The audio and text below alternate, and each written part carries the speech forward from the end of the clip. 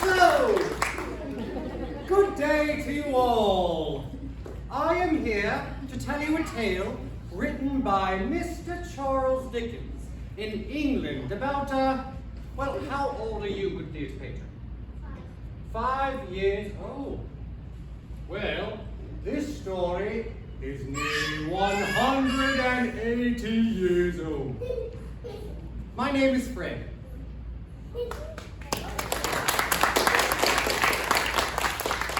And I am the nephew of Mr. Ebenezer Scrooge. Now, what was Scrooge like? Let me tell you plainly. He was a tight-fisted, squeezing, wrenching, grasping, scraping, clutching, covetous old sinner! This is a story about him. But really, I think, this is a story about us all. Now, there is something that you must know. Jacob Marley had a business partner named Jacob Marley. Yes, Ebenezer Scrooge's business partner. His one and only friend. And at the funeral, his sole mourner. Yes, at the start of this story, Jacob Marley was dead. There was no doubt whatsoever about that. Marley was as dead as a doornail. Mind, I don't mean to say that I know of my own knowledge what there is particularly dead about a doornail. I would have been more inclined to regard a coffin nail as the deadest piece of ironmongery in the trade, but the wisdom of our ancestors says we must liken death to a doornail. Therefore, permit me to repeat emphatically, Marley was as dead as a doornail. Now, did Scrooge know that Marley was dead? Well, of course he did. How could it be otherwise? Scrooge was his sole executor, his sole administrator, his sole friend, and at that funeral, the sole mourner. Scrooge had no doubt that Marley was dead. This must be distinctly understood, or nothing wonderful can come from this story I'm going to relate. Ladies and gentlemen, may I present to you my uncle, Mr. Ebenezer Scrooge.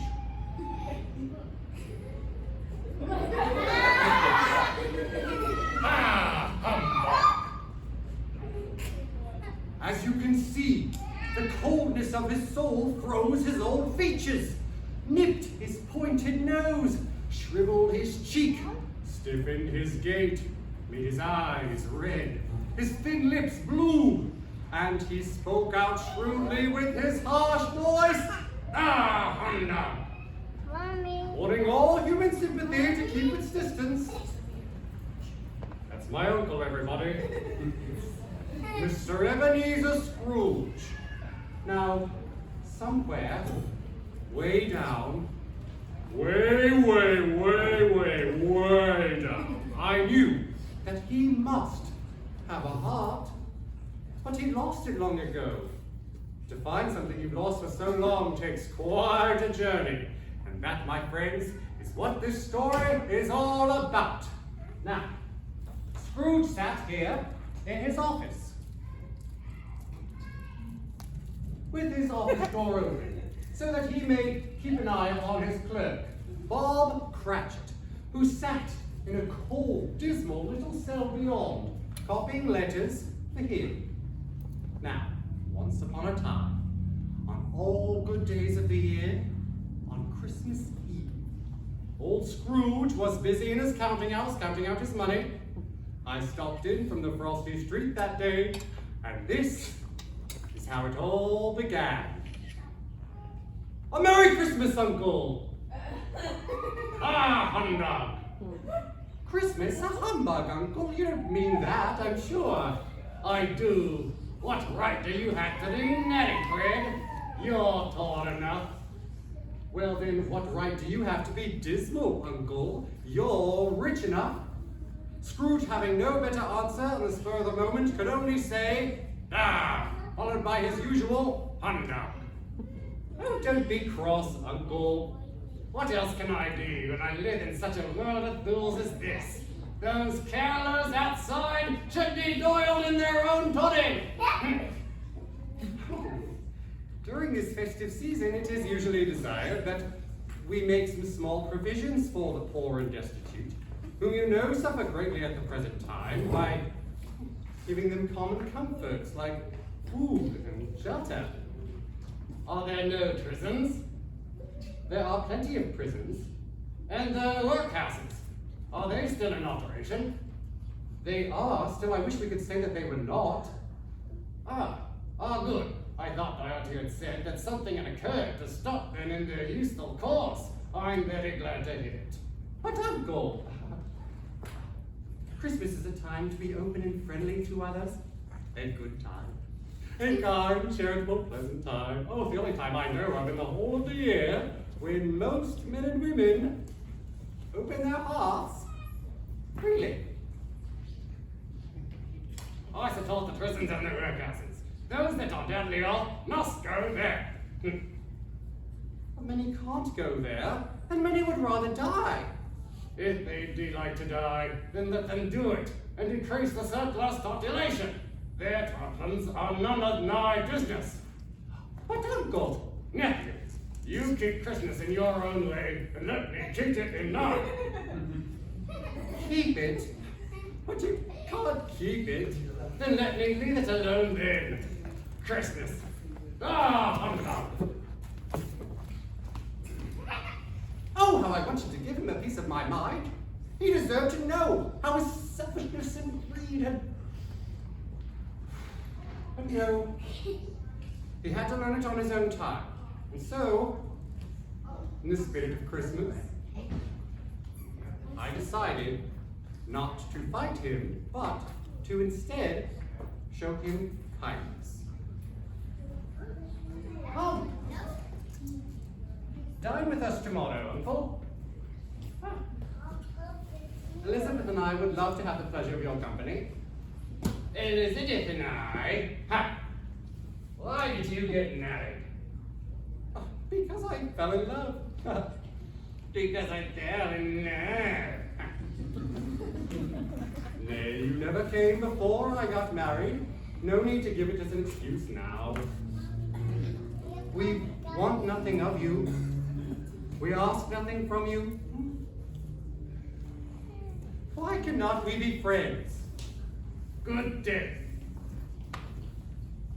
Well, I'm sorry to hear that you are so resolute, but I shall keep my Christmas humor till the end. So, I wish you a Merry Christmas, Uncle. Good day. And a Happy New Year. Good day. Merry Christmas, Merry Christmas. That's all I ever hear. I hear it from the carolers. I hear it from my nephew. I hear it from my clerk. Wait. Where is my clerk? Cratchit! First you steal my coal, and now my time. Where is that Cratchit? I'm back here, Mr. Scrooge. What?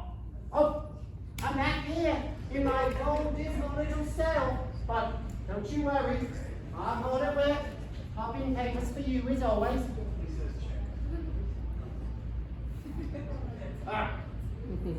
Mr. Scrooge?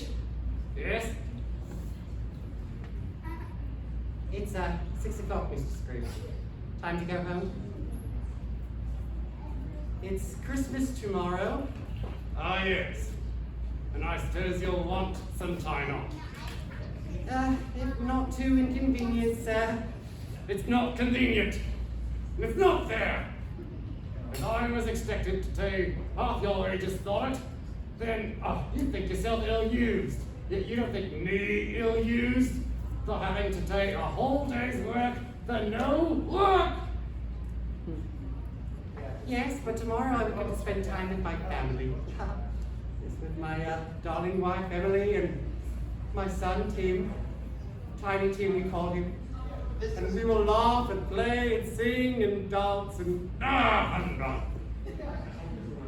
I suppose you want the whole deal. It is customary, Mr. Scrooge.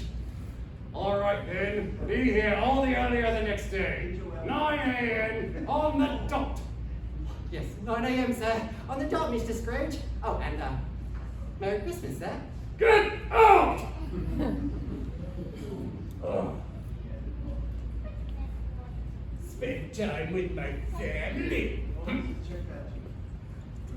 My darling wife.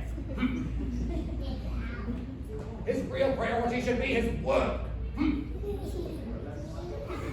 He's very fortunate to have a situation at home.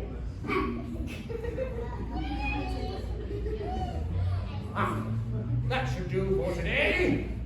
I shall get some dinner at the tavern before retiring for the evening.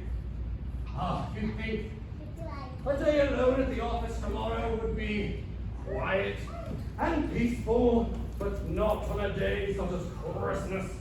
Oh, those carolers, they lasted all day last year. And so, Scrooge locked up.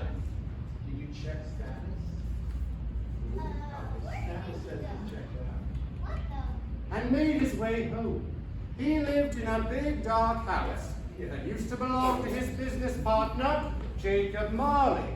But as we all know, Marley was dead. As a doornail. The fog and frost so hung about the old blackened gateway that even Scrooge, who knew its every stone, had to tap along with his cane. Finally, he made to his front door, which sported a large door knocker. Now, it was a fact that there was nothing at all particular about the knocker on the door. Explain to me, if you can, how it's possible that Scrooge, having his hand upon the lock, saw in the knocker not a knocker at all, but Marley's face! Scrooge jumped back astonished, but quickly he remembered Marley was dead, as doorknob. before Scrooge could look fixedly at this phenomenon. It was a knocker again. He put his hand upon the key, turned it sturdily, stepped in, fastened the door, and made his way into the darkness. Now, darkness was fine with Scrooge, for darkness was cheap, and he liked it. Nonetheless, Scrooge had just enough recollection of Marley's face in the knocker to check all of his rooms and make sure everything was all right. Nothing in the cellar. No, nothing in the kitchen. Nothing in the lumber room. Nothing in the sofa. Yes. Nothing in the bedroom. Wonderful. Nothing under the bed. Yes. All is as it should be. What is that? Up there. What? I haven't heard it in so long, I forgot its purpose. What was that? It sounds as if someone's coming up from the wine cellar.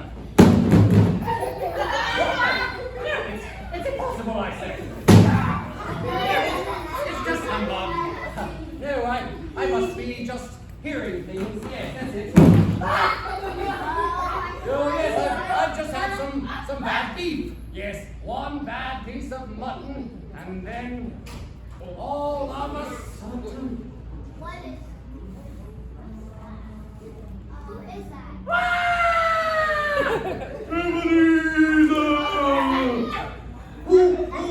Who are you? Ask me who I was.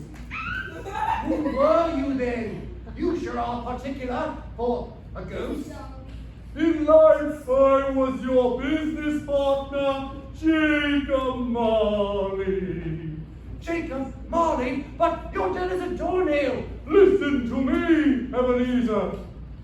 It is required of every man that the spirit within him must walk abroad amongst his fellow men and travel far and wide. And if that spirit goes not forth in life, it is condemned to do so after death. It is doomed to wander through the world. Oh, woe is me! And witness what it cannot share, but might have shared in life and turned to happiness. You are bound in chains, ghost. Tell me why. I wear the chain I forged in life. I made it leaf by leaf and yard by yard.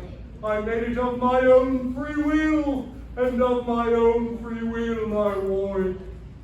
Is its pattern strange to you, Ebenezer? Do you want to know the weight and length of the strong chain you bear yourself? It was as long and as heavy as this one 7 Christmas Eves ago.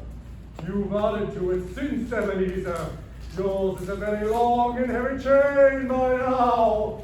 I have come here tonight to warn you, to tell you that you still have a chance and hope of escaping my fate. You were always a good friend to me. Please, speak comforts to me. I have none to give. You will be haunted by 3 spirits. Is that the chance and hope you spoke of? It is. Then, I think I'd rather not. Without their visits, you cannot hope to avoid the path that I tread. Expect the first tomorrow, when the bell tolls 1. Can't I just take them all at once and get it over with? Expect the second on the next night at the same hour. The third upon the next night, when the final strike of 12 cease to vibrate. Look to see me no more, and look that for your own sake. You remember what's passed between us. Remember, Ebenezer.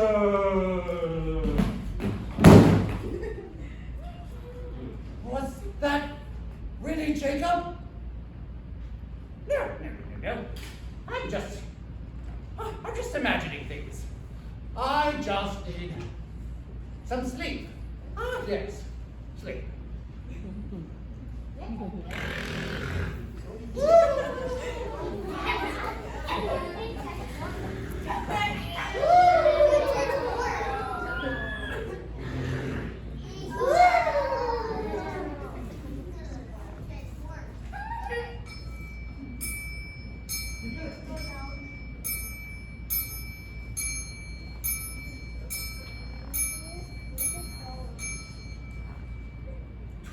Midnight? Why? That's impossible. It was after 2 when I went to sleep. Is it possible that I've slept the whole day and into another night? Or perhaps the sun is out. Yes.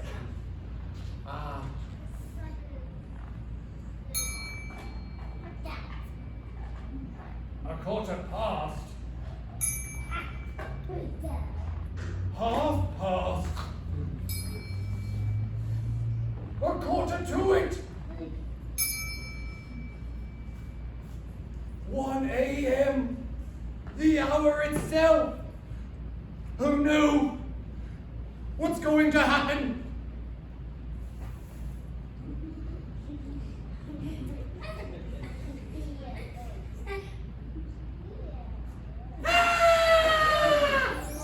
Hello, Ebenezer Scrooge. Who are you? I am the ghost of Christmas past. Long past? No, your past. What business do you have here? Your welfare. Well, I think a good night's sleep would be more conducive to that end. Walk with me. Out in the freezing cold? Well, I'm just in dressing down in nightcap. Oh, what's happening? My feet, they're being lifted off the ground. I can't fly. I can't go through the door. What's happening?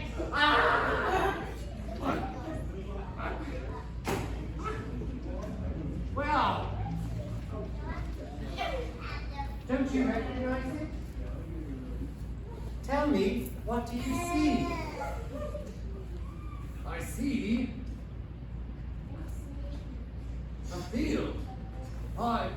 The city is vanished. I see a cold, clear winter day with snow on the ground. I wasn't I here. I was gone in this place. Please, Spirit, lead the way. Do you remember the way? I could walk it blindfolded. Oh, there's the old lake and my old dolls. I tell, Robin, Bloom, it's Ebenezer. These are but the shadows of the things that have been. They cannot see or hear us. Well, it's still wonderful. What is Christmas to you, Ebenezer? What good has it done for you? I was quite happy here. Then why did you never come back and visit? Well, I suppose I was too busy making money. Yes, and tending to my work. You were too busy making money to realize that true wealth dwells in your heart's happy thoughts. Do you even recognize that little boy? Who, him? Why, no. Why, that's me. That's little me. Oh, don't be sad, little Ebenezer. Oh, why is he so sad? Can't we make him happy? That's a strange request coming from you. You who have brought nothing but misery to those around you. Don't you remember this particular Christmas when your sister Fan came to visit? I'll need my first volunteer. A big round of applause.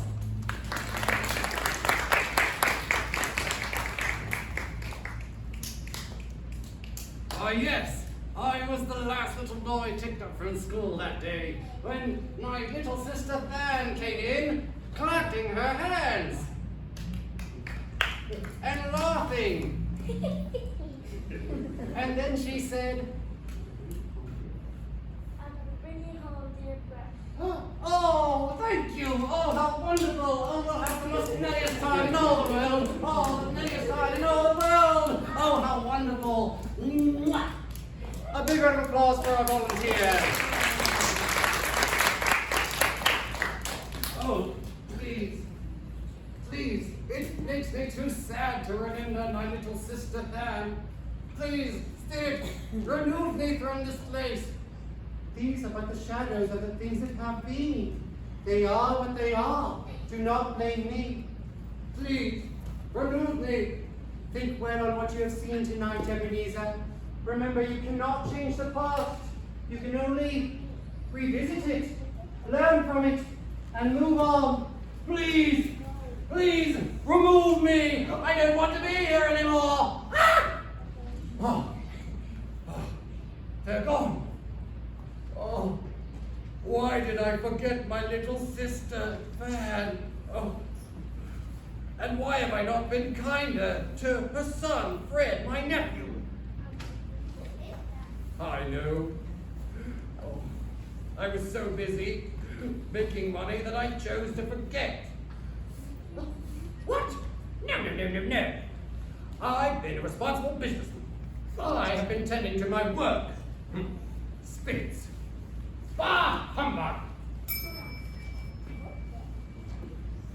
1:15 already. Huh, well, where is he? Or she, or whatever. Well, maybe they won't come tonight. Wouldn't that be lucky?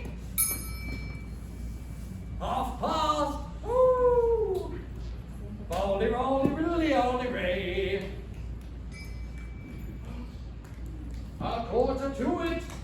Well, I certainly have no time of non-punctual ghosts. So, I think that I'll just go Scrooge!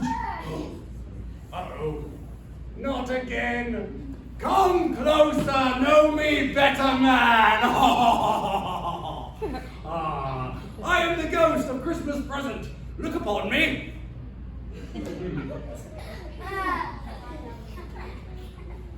You are friends with the other spirit. They taught me a great lesson, which is working now. I shall go with you with a humble heart. We shall go now to your clerk's humble home. Hi-ho! Oh no, not this again!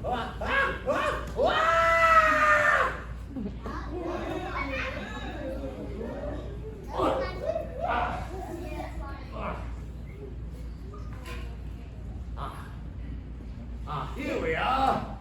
Now, your clerk, Cratchit, makes but 15 bob a week. The insufficient, miserly wages which you pay him, which he joyfully pockets every Saturday. And yet, the spirit of Christmas still blesses his humble home. He knows the spirit of Christmas, even though he is poor. And he is poor because of your lack of generosity, Ebenezer. In spite of the great wealth that's in that hidden safe in your bedroom. Yes, I know it's there. Your life is poor compared to his. You who are bereft of joy and happiness. I suppose I never thought of Cratchit's situation before. It's time for our second volunteers. A big round of applause.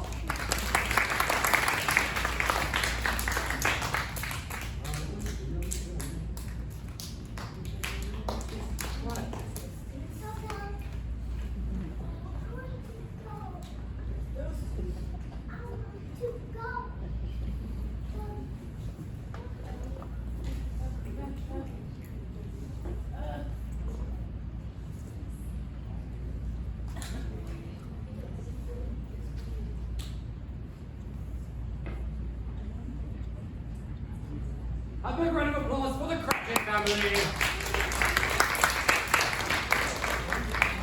Ah, yes, Cratchit's wife and one of his children. Look at the rags they wear. How can they be so poor and still wear such warm smiles on their faces? Why, it's Christmas Day, Ebenezer, a special time for families, especially families with children. The little one with the crutch, Tiny Tim they call him, he is very, very sick. But even so, he knows that he has a family that loves him. And he knows the value of that love, even at his tender age. God bless us, everyone. A round of applause for the Cratchits!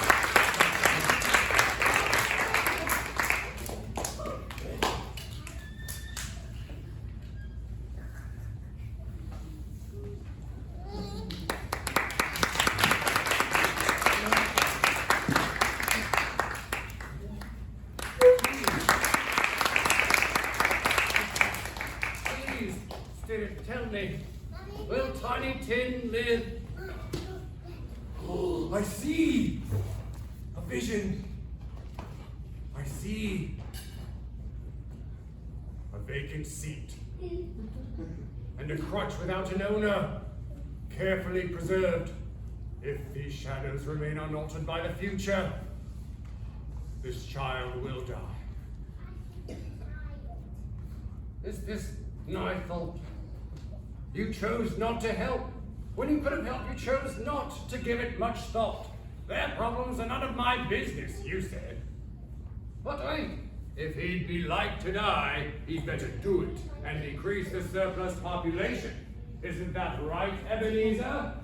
No, I didn't mean to say that. No, I didn't mean to say that. More should be done for the poor. Ah! Oh, he's gone. Thank you. Oh, poor Tiny Tim.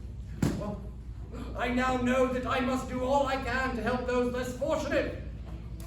Oh, please, Spirit, protect me from the last spirit of which you spoke, something makes me fear this one the most of all.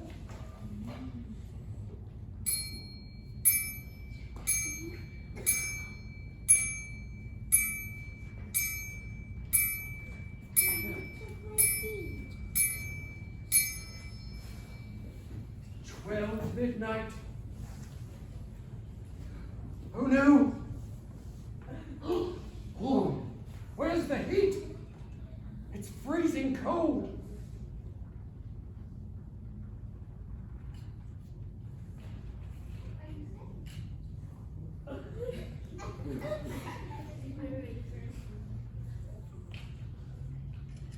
Are you the ghost of Christmases yet to come?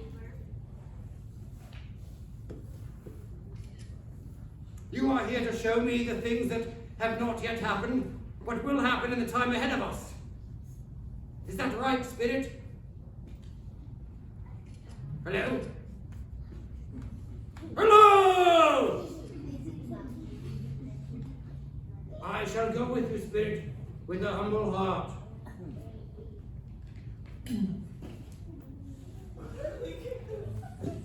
Oh, it's cold, this place. Lonely and forgotten. Why?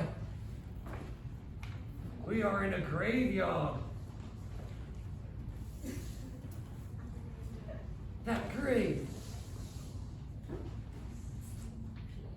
Before I go over to that grave of which you speak, please tell me, are these the shadows of the things that will be, or are these the shadows of the things that may be?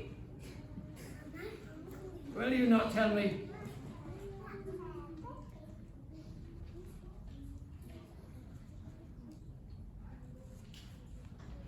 Ebenezer Scrooge.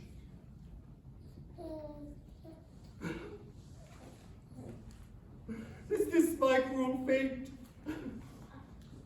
As lonely in death as I was in life. Oh, please, Spirit, please. Save me from this cruel fate. I know that I must protect those less fortunate than me. I know now that I must keep Christmas in my heart all year round. I know that I must change. I will change. Ah!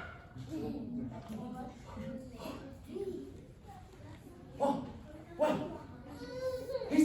He's gone. I'm back! I'm alive! I'm alive! I'm alive! Oh, wow! And it is a beautiful day. The room is mine, and the time before me is mine to make amends in. Oh, how wonderful! What even day is it? You there, child? Yes, you out there, child. What day is it? Christmas. Christmas. Christmas. Oh, it's Christmas. Oh, that I haven't missed it. Oh, how wonderful. Oh, how wonderful. Of course they've done it. Well, then I must go on and meet my nephew for supper. Excuse me. His nephew? That's me. I could hardly believe it. I was about to raise a glass to toast to my uncle's health.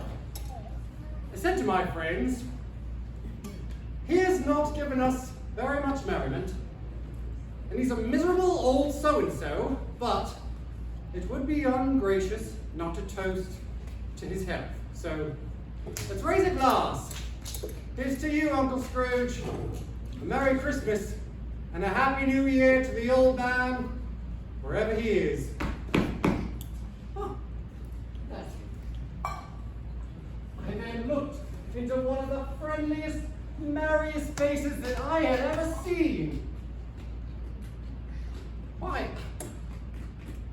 who is this? Why, it's me, Uncle Scrooge. Won't you let me stay, nephew? Uncle Scrooge? Let you stay? Oh, come on! Elizabeth, fetch us another chair for her. It was a wonderful day with wonderful games and wonderful happiness. The next day, while Scrooge walked to his work, he came upon two philanthropists whom he had seen the day before, but this day was different. For on this day, Ebenezer Scrooge was a changed man. I'll need my last volunteer. Yes. Big round of applause.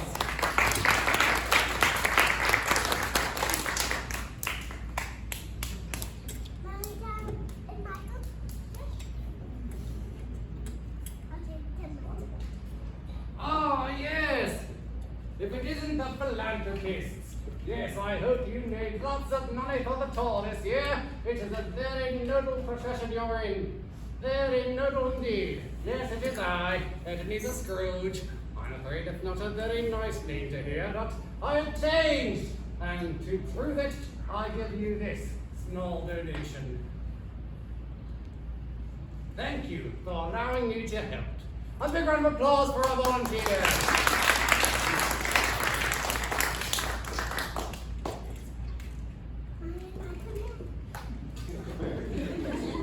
And now, last but certainly not least, Bob Cratchit. Oh, it's almost 9 a.m. And he's still late. Oh, well, perhaps I should play a little joke on Bob. Oh, that would be great. Oh, 9:15, still no Bob. Oh. 9:18, here he comes. Shh. Cratchit! Get in here, Cratchit!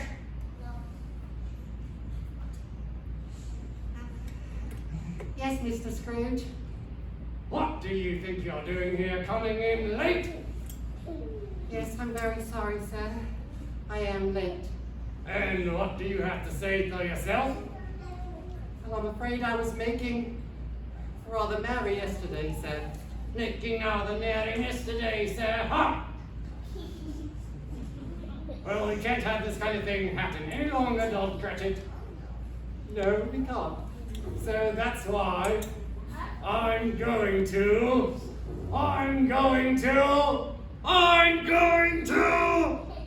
raise your salary.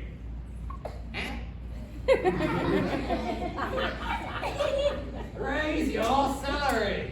Did he say raise your salary? Are you all right, sir?